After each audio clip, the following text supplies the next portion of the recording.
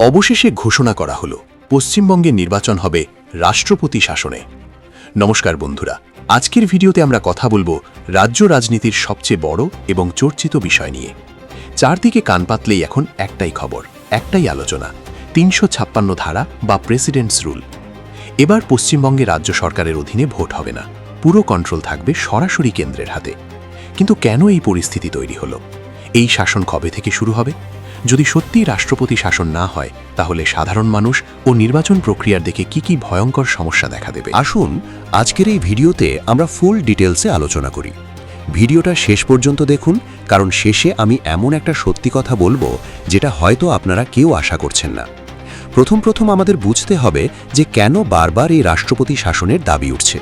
যদি সাধারণ অবস্থায় অর্থাৎ বর্তমান প্রশাসন ও পুলিশের অধীনেই ভোট হয়, তাহলে কি সমস্যা দেখা দিতে পারে? রাজনৈতিক বিশ্লেষক এবং বিরোধী দলগুলো মূলত চারটি বড় আশঙ্কার কথা বলছেন। ১. ভোট এলেই আমরা দেখি কিভাবে বুথ দখল, বোমাবাজি আর হিংসা শুরু হয়। কেন্দ্রীয় বাহিনী এলেও তাদের কোথায় পাঠানো হবে সেটা ঠিক করে রাজ্যের পুলিশ প্রশাসন। তাই রাজ্য পুলিশের কন্ট্রোল না থাকলে এই হিংসা থামানো খুব কঠিন। ২.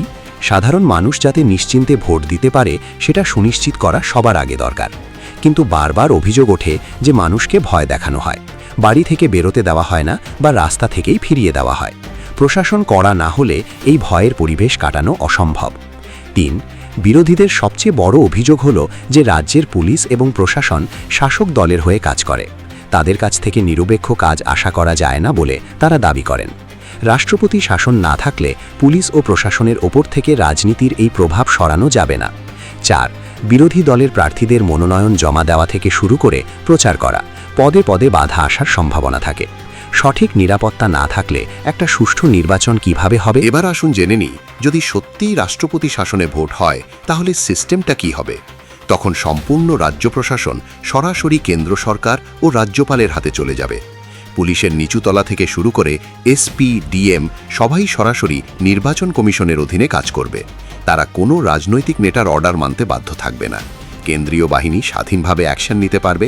এর ফলে হিংসা অনেকটাই কমবে আর সাধারণ মানুষ নিশ্চিন্তে তাদের ভোটাধিকার প্রয়োগ করতে পারবে।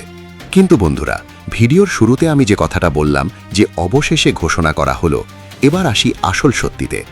চারদিকে এই খবরটা, এই গুজবটা রটেছে ঠিকই, কিন্তু এটা কবে থেকে হবে, আদৌ হবে কিনা এখনও কিচ্ছু জানা যায়নি।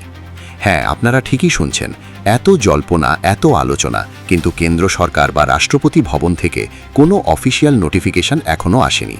কারণ একটা নির্বাচিত সরকারকে সরিয়ে ৩৫৬ ধারা জারি করা এত সহজ নয়। এর অনেক আইনি বা লিগ্যাল প্রসেস আছে। তাই এটা এখনও পর্যন্ত শুধুই একটা দাবি আর সম্ভাবনা। সরকারি ঘোষণা এখনও না হলেও রাজ্যের যা বর্তমান পরিস্থিতি ও অতীতের যে অভিজ্ঞতা, তাতে একটা সুষ্ঠু ও অবাধ নির্বাচন করার জন্য এরকম একটা কড়া পদক্ষেপ নেওয়া প্রয়োজন বলে অনেকেই মনে করছেন। তবে হওয়া প্রয়োজন, আপনার কি মনে হয়? পশ্চিমবঙ্গে কি সত্যিই এবার রাষ্ট্রপতি শাসনে ভোট হওয়া উচিত, নাকি সাধারণ প্রশাসনের ওপর ভরসা রেখেই শান্তিপূর্ণ ভোট করা সম্ভব? আপনাদের মূল্যবান মতামত অবশ্যই নিচের কমেন্ট বক্সে জানাবেন। আমি সবার কমেন্ট পড়ি। ভিডিওটা ভালো লাগলে একটা লাইক করুন আর আপনার বন্ধুদের সাথে শেয়ার করুন, যাতে তারাও সত্যিটা জানতে পারে। চ্যানেলে নতুন হলে সাবস্ক্রাইব করতে ভুলবেন না। দেখা হচ্ছে পরের ভিডিওতে। ভালো থাকবেন, সুস্থ থাকবেন। জয় হিন্দ।